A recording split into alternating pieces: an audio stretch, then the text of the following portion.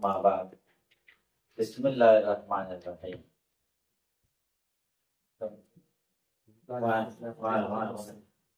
وبه قال حدثنا قتيبة بن سعيد قال أخبرنا ليس بن سالم عن أبي الزبير عن جابر بن عبد الله رضي الله عنهما أن رسول الله صلى الله عليه وسلم قال عرض علي الأنبياء فإذا موسى عليه السلام ضرب من الرجال كأنه ما ته پیغمبران پیش کړی دا ورته کله پوجل شو په معراج کې به مسجد اقصی بیت المقدس کې او یا بره په اسمانونو کې او یا ورته په خوب کې ښکاره شوي دا ټول اقوال پکې شته. فإذا موسی علیه السلام ضرب من الرجال، موسی علیه السلام یو قسم د سړو نه دی کنه من الرجال شنوعه لکه د شنوعه قبیلې سړی دی. دا یو قبیله ده په یمن. ورأيت عیسی ابن مریم علیه السلام فإذا أقرب من رأيت به شبها عروة ابن مسعود، نږدې هغه چې ما لیدلي دي په دې هغه مشابهت د عروة ابن مسعود سره. او رأيت إبراهيم عليه السلام فإذا أقرب من رأيت به شبها صاحبكم، نږدې هغه چې ما څه لیدلي دي په هغې سره د مشابهت د وجې نه ستاسو ملګری یعنې نفس اوجګري ځان یاد. او ما جبریل علیه السلام ولیده دا نږدې دی من رأیت به شبها دهیه چې نږدې دی په هغې چا کې چې ما لیدلي دي مشابهت د د دهیې کلیبي سره. دا دهیې کلیبي ډېر صحابي ښایسته و. دا به تېرېده ماشومانو سره نه خبره ولاړې وي د سیل کوي. نبي علیه السلام به چې چاته قاصد لېږه نو دهیه ویلې او جبریل علیه السلام د الله او د رسول په منځ کې قاصد نو ښایسته شکل کې به راته. نو پکار دا ده چې قاصد داسې سړی ولېږي څوک کوم ځای ته چې هغه دلکش شي چې خلک ترې متاثره شي، د خبرو نه هم متاثره شي او د شکل نه هم متاثره شي. وبه قال حدثنا محمد بن حسان وسفيان الطواقي المعنى واحد قال أخبرنا أبي بكر هارون عن سعيد الجريري قال سمعت أبا الطفيل رضي الله عنه يقول رأيت رسول الله صلى الله عليه وسلم. أبو الطفيل رضي الله عنه رأيت رسول الله صلى الله عليه وسلم ما نبي كريم صلى الله عليه وسلم لیدل وما بقي على وجه الأرض أحد فمقدس مکه اوسیس وکم نشرعه چې نبی علیہ السلام لیدلې غیر زمانه باندې. قلت ما ورته صفه لي ما ته د بیان وکړه. قال كان ابيس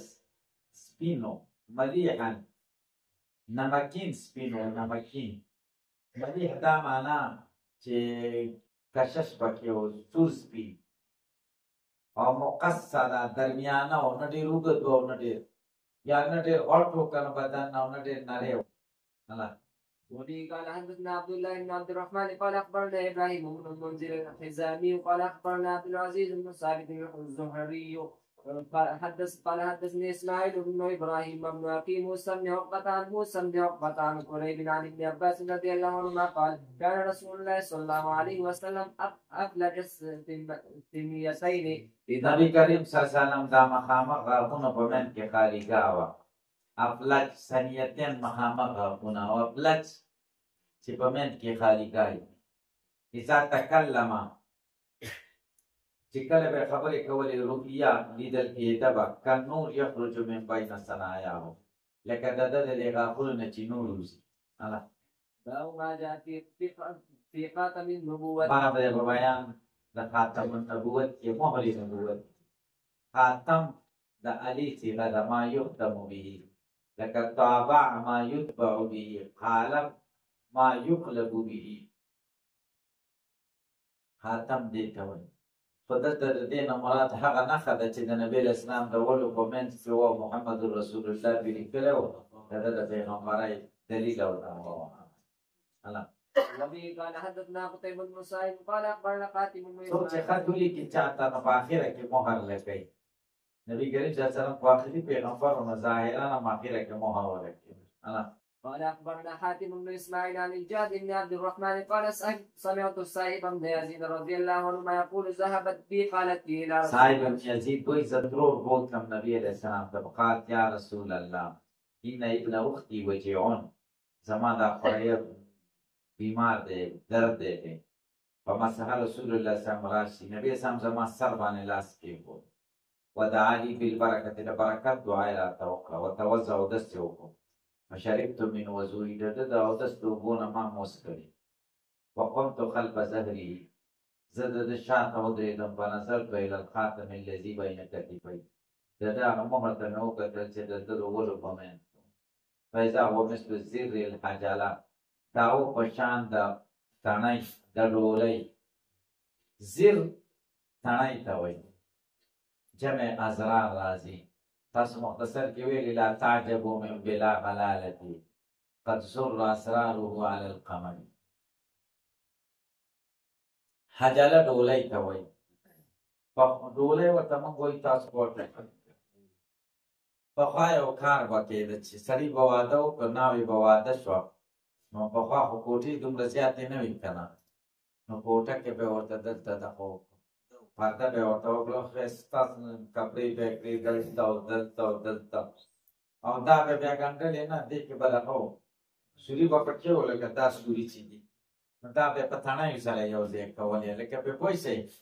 نو هغه تڼۍ تاسې د کوټونو که تڼۍ کې لیدلي دا واسطه تڼۍ ولیدل کوټ هغه غټ مهر نبوت دقه شان و لکه دومره و په مقدار کې لکه دا لکه پرې پوه شئ وبه قال حدثنا سعد بن يعقوب الطلقاني قال اخبرنا ايوب بن جابر عن سماك بن حرب عن جابر بن سمره رضي الله عنهما قال رايت الخاتم بين كتفي رسول الله صلى الله عليه وسلم غدة حمراء مثل بيضة الحمام. دا نبی کریم صلی الله علیه وسلم د ولو په منځ کې مې مهر ولیده غدة حمراء اوچت زیو سور مثل بیضة الحمام لکه د کوترې هګۍ په وربوټیوالي کې او یا په اوږدوالي کې د کوترې د هګۍ عمره ځای و او لږ راپورته شوې وه دا غوښه لږ راپورته وه پورته نه وه ډېر فرق یې نه و لکه بل حدیث نه داسې معلومېږي خو تطبیق دا دی چې دله داسې اوچته ښکاره شوې ده چې لیکلي ګوتې لیدلي دي نو دلته اوچته ښکاره شوې الله. وبه قال حدثنا ابو مصعب المدني قال اخبرنا يوسف بن ماجشون عن ابي عن عاصم بن عمر بن قتاده عن جدته عميته رضي الله عنها قال سمعت رسول الله صلى الله عليه وسلم ولو اشار ان اقبل الخاتم الذي بين كتفي من قربه. زما خوښه وه ما به هغه مهر د نبوت ورکړی وی چې د ده په من قربي د نزدېکت نه د پار کړو. یقول سعد بن معاذ باره کې وایي یوم مات اهتز له عرش الرحمن د ده د وجې نه د خدای عرش خوځي. وبه قال حدثنا احمد بن عبد الزبي وعلي بن حجر وغير واحد قالوا اخبرنا عيسى بن موسى عن عمر بن عبد الله مولى عفرة قال حدثني ابراهيم بن محمد بن ولد علي بن ابي طالب رضي الله عنه قال كان علي رضي الله عنه اذا وصف رسول الله صلى الله عليه وسلم فذكر الحديث بطوله وقال بين كتفي خاتم النبوة وهو خاتم المدينة. وبه قال حدثنا محمد بن بشار قال اخبرنا ابو عاصم قال اخبرنا عزرة بن سالم قال حدثني عباء بن احمر قال حدثني عمرو بن اخطب الانصاري قال قال لي رسول الله صلى الله عليه وسلم يا ابا زيد ادني مني فامسح ظهري فمسحت ابو زید ما ته رانږدې شه زما شان وګراوه فمسحت ظهره ووقعت اصحابي زما ګوتې ولګېدلې په مهر نبوت قال شعرات مجتمعات ویښته راجمع شوي ویښته دومره ډېر نه و ده نه و لیدلي بله ته ویښته و ځکه لاس یې پرې لګولی لیدلي خو یې نه دي کړه. وبه قال حدثنا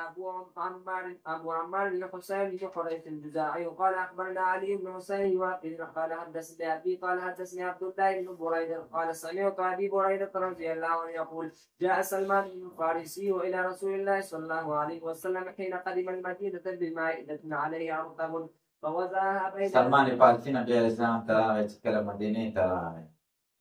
بمائده دسترخوان یې راوړ په هغې باندې کجورې وې نبي علیه السلام ته یې کېښودې. قال يا سلمان ما هذا فقال صدقة عليك وعلى صاحبك فقال ارفعها وجدك بين لا ناكل صدقة مونږ صدقه نخورو قال رفعها فجاء الغد بمثله فوضعه بين يدي رسول فقال ما هذا يا سلمان فقال هدية لك هدية من أولك فقال رسول الله أصحابي أفسدوا ثم نظر إلى الخاتم على ظهر رسول فآمن سلمان إيمان راوړ وكان لليهود واشتراه رسول بكذا وكذا درهما على ان يلبس لهم نخيلا چې دوی له به کجورې کري فیعمل سلمان فيه حتى تطعم چې خوراک یې ورکړه کله دې کجورو دی بازار دي دا ډېرو کلونو وغرض رسول النخل الا نخلة واحدة خرسا عمر یو کجوره عمر دغه کړې وه کرلې وه فحملت النخل من عامها دې کال باندې باغ راوړو ولم تحمل نخلة یوې کجورې بار نه ونه فقال رسول الله ما شأن هذه النخلة فقال عمر يا رسول الله انا غرستها فنزع رسول الله فغرسها فحملت من عامي